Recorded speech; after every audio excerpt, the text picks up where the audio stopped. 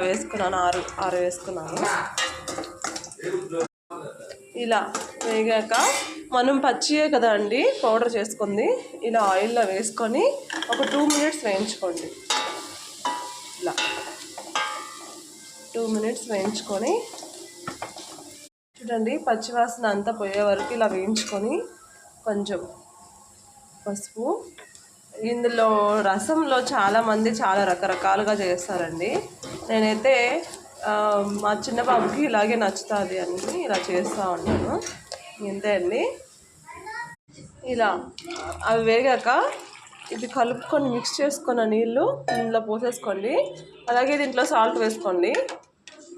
చూడండి, ఇవన్నీ తీసుకొని ఇలా స్మాష్ చేసుకోండి. సిమ్లోనే పెట్టుకోండి, లో ఫ్లేమ్లోనే పెట్టుకొని